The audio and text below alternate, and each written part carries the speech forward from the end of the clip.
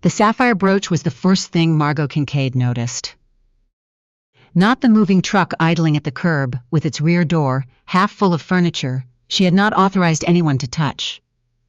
Not the two men, in gray loading blanket, carrying her mother's secretary desk down the Brownstone steps, like it was a piece of curbside salvage. Not even Griffin's car in the driveway, which had no business being there on a Tuesday afternoon in the middle of a workday. The brooch. Deep blue oval cut, set in antique silver filigree, small enough to overlook if you didn't understand its history. Margot understood. She had last seen it pinned to her mother's funeral blazer, the gray one Helen had asked to be buried in, the one Margot had selected herself and confirmed with the funeral director twice. By the morning of the burial, the brooch was gone. The funeral home had no explanation. It was logged as missing. Margot had spent 2 weeks making calls, then filed it in the part of her heart she kept for things that would never be recovered. That was 7 years ago. And now it was pinned to the left lapel of Cora Bellamy's blazer. Cora, who was standing in Margot's living room with her shoulder pressed against Griffin's arm, wearing the particular smile of a person who believes the game is already over. And the prize is already theirs. If you believe that some people only reveal exactly who they are when they think they've already won, subscribe to Crimson Secrets right now and stay with me until the very end, because what unfolds from this doorway is going to stay with you. Drop the name of your city in the comments below. I want to see tonight how far this story travels. You're back early, Cora said, like it was an ordinary Tuesday. I caught the red eye. Margot set her bag down on the entryway table, slowly, deliberately. Her hands were steady. She had always been good at that. Griffin, what are the moving trucks for? It was not a question. Griffin ran a hand through his hair. He wore the expression he used in client negotiations when things had gone sideways, and he still wanted everyone to believe he was the calmest man in the room. Margot had watched him wear that expression across 11 years of dinner tables and conference rooms. She could read every variation of it by now. We should sit down, he said. I'd rather stand. He exhaled through his nose. I filed for divorce this morning. My attorney will contact yours. I want to be reasonable about this, but I need you to understand. I've been advised that in a marriage this long, with the contributions I've made, I'm entitled to an equitable share of the firm and the house. Margot looked at Cora. Cora held her gaze for exactly 1 second. Then she looked away, and in that 1 second, Margot saw the thing she had spent 22 years choosing not to see, the envy, patient as sediment, dressed so carefully, in friendship and gratitude, that perhaps even Cora had believed it was love most of the time. Most of the time. Margot crossed the room, not to Griffin, to Cora. Take my mother's brooch off, she said. Quiet, level, the voice she used in boardrooms when a deal was already decided, but she needed the other side to arrive at that conclusion themselves. Right now. Cora's hand rose to her lapel. Margot, don't make this. That brooch disappeared from my mother's funeral arrangement 7 years ago. It was supposed to be buried with her. It is a documented estate asset. You have been wearing stolen property, and you've been wearing it in front of a witness. She held out her hand. Take it off. Something moved across Cora's face. Not guilt, adjustment. The quick internal recalculation of a person deciding how much truth is useful to her in this exact moment. She unpinned the brooch, she held it out. Her hand was steady, which told Margot more than any expression could. How long? Margot said. Neither of them answered immediately. You don't get to lie to me anymore. I'm not asking for a story. I'm asking for a number.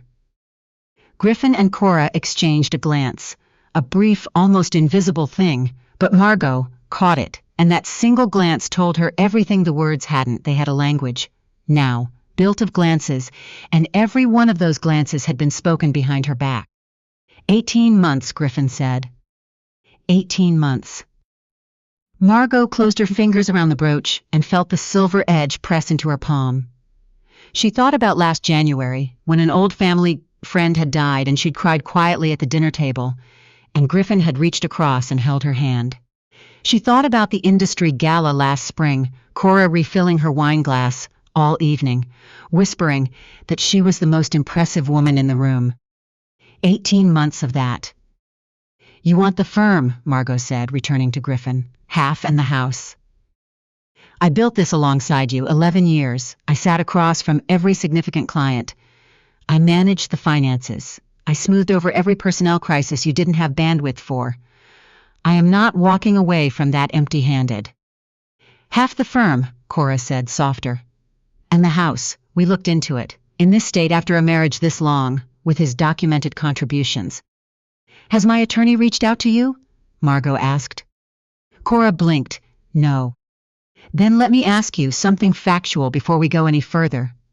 Margot turned to Griffin. Whose name is on the deed to this house? He frowned. Hours after 11 years of... No, I'm not asking for a theory. I'm asking what name appears on the actual deed to 224 West 74th Street. Do you know? Something uncertain moved behind his eyes, yours, or jointly. Wrong. Cora straightened. What is she talking about? She's deflecting, Griffin said, but the warmth had left his voice. It's a negotiation tactic. I'm not negotiating. Margot's voice didn't rise. It never did. I'm informing you. This house is not it has never been mine. The deed, the title, the legal ownership of this property, all of it belongs to the Kincaid Legacy Trust, as does the firm, as does every property in the portfolio. I am not the owner of any of it. I am the steward. My mother set the trust up in the last year of her life. She paused. And the brooch in my hand is a documented trust asset, which means you've been wearing stolen property in front of a witness, and you'll answer for that. The men on the porch steps had gone quiet. Ma'am, one of them called through the open door, do you still want us to? Put everything back, Margot said without turning around. Every piece exactly where you found it. Send your invoice to Mr. Aldridge. He hired you. He'll pay. She walked past both of them into the study and closed the door. Her hands were shaking. She pressed them flat against the desk until they stopped. Then she picked up her phone and called Sebastian Thorne. He answered on the first ring he always did. Margot, just her name. But there was a steadiness in it she had never been able to fully describe. The particular quality of a person who picks up knowing it won't be good news, and picks up anyway.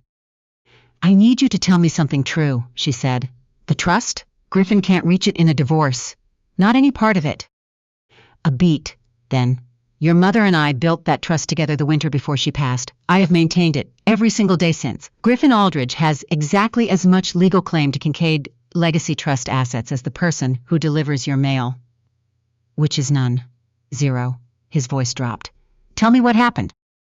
She told him. I'll be there in 40 minutes, he said when she finished. Don't sign anything. Don't let either of them push you into saying something you'll have to walk back. Can you do that? Yes. A pause. Margot, you are going to be all right. I know you can't feel it yet, but you built something they don't understand. Hold on. I'm coming. When she came back out, Griffin and Cora were standing where she'd left them. But the confidence had drained from their posture. They were no longer a united front. They were two people doing quiet damage assessment. And they were, very carefully, beginning to blame each other. You told me you'd been through everything, Cora was saying, low and fast. You said there was no separate structure. There is nothing in the operating financials, I checked. Griffin's jaw was tight. She's cornered. She's bluffing. She didn't look like she was bluffing. She's the best liar I've ever. In 11 years, Margot said from the hallway, I never once heard you describe me that way. Like, I was something to be beaten. Both of them turned. When did I stop being your wife, Griffin? Was there a day, or did it just grow so slowly neither of you noticed the moment it turned into something else? Griffin looked at her for a long moment, and then the smooth, reasonable surface of him finally gave, and what showed underneath was smaller than she had expected. Smaller and much angrier. You want the truth? Fine. You became someone I couldn't reach. You stopped needing me. Every good hour you had went to the firm, every decision, every crisis, I was the handsome husband who held your coat at galas. I was furniture, Margot. And do you know what that does to a person over years? To wake up every morning next to someone who has quietly stopped seeing you. So you turned to Cora. I turned to someone who looked at me. Margot was quiet for a moment, then very carefully. I would have given you a division of the firm to lead. I would have restructured anything you asked me to. You could have had your name beside mine on every project that mattered. You never once said any of this. You just decided you were owed something and started collecting it behind my back. She turned to Cora. Cora had gone still, the performance of wounded sympathy she'd been rehearsing. Margot could see it dissolving in real time. Do you remember what my mother said to you? Margot asked, not loudly. The last week in the hospital? Cora pressed her lips together. She called you her second daughter. That was the phrase she used. Margot's voice didn't waver. She asked you to take care of me. She said, my Margot takes care of everyone, and nobody ever takes care of her. She said that to you in that room, with her hands in yours. She looked at the brooch in her palm. And then at some point in the last 18 months, you helped him plan a way to take everything she spent her life building. You handed him access to the firm she made me promise to protect, in the same hands she asked to protect it. Cora's eyes filled, but Margot had known Cora for 22 years and she had learned, too slowly, but she had learned, to look past the tears and read what lived underneath them. It was not guilt. It was frustration at being caught. Both of you need to leave, Margot said. My trustee arrives shortly. Once he's here, this becomes a legal matter. And I promise you, you do not want it to become a legal matter. Sebastian arrived in 37 minutes. He sat down on the study floor beside her without turning on the light, which was exactly what she needed. She told him about the January dinner, the hand across the table, the way Griffin had said things he had apparently learned to say on the same days he was planning her undoing. There's something else, Sebastian said after a while. She looked at him. 4 months ago, Griffin came to see me alone. He said it was about estate planning. He asked whether the trust had a spousal succession clause, whether if something happened to you, stewardship would transfer to him as your husband. Sebastian held her gaze. I told him the truth, that it doesn't. That your mother built the succession to follow blood and merit, not marriage, that he would have no claim under any circumstances. He exhaled. He thanked me and left. I filed it away as a strange conversation. I didn't understand the shape of it until tonight. The room went quiet in a way that was different from ordinary quiet. Margot sat with it for a long moment, then she stood up. The grief was still there, but her spine had changed. Sebastian watched it happen, watched the woman who had been sitting on the floor become someone he'd seen before, across negotiating tables and through funding crises, and during every moment when the firm had needed saving, and she had been the only one positioned to save it. I need his calendar for the past 14 months, she said, every meeting, every contact he's had at competitor firms. I want to know who he's been talking to and about what. Some of that will take time. He gave us cause the moment he walked in that door and threatened the firm. He thought, if he made this personal enough, if he framed it as love and betrayal and who gets the house, I'd fall apart while he robbed me. He didn't understand that I have been falling apart in rooms nobody sees for my entire adult life, and I have always gotten up the next morning and run the firm anyway. That's the thing he never understood about me. She picked up her phone. And it's what's going to cost him everything. The following morning, in the 14th floor conference room of Kincaid Design, the one with the view of Central Park and her mother's photograph on the wall, chosen deliberately. Griffin played the card he'd been holding. He leaned back in his chair and looked at her past his attorney. I sat in every Elsinore meeting for 14 months, he said. Every projection, every confidential term, every piece of the financing structure. I know the ceiling. I know the walkaway number. And I have a very interested contact at Morrow & Associates who would be happy to know exactly how much room Kincaid Design has before it walks away from the largest single commission in its history. He let the silence settle. Give me the settlement I asked for, and no one outside this room hears another word about Elsinore. Don't, and you lose the commission, the revenue, and you get to explain to 63 employees why the quarter collapsed. Your choice. Margot reached down beside her chair. She lifted a folder onto the table and slid it across to his attorney with 2 fingers. Before your client says one more word, she said, I'd strongly advise you to read what's in that folder.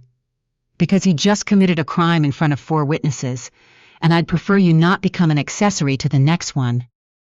Griffin's attorney opened the folder. His expression shifted.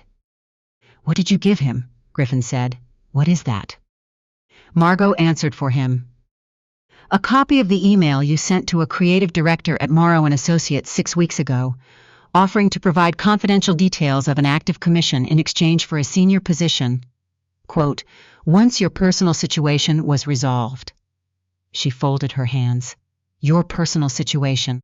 That's what you called our 11-year marriage, Griffin. A situation to be resolved.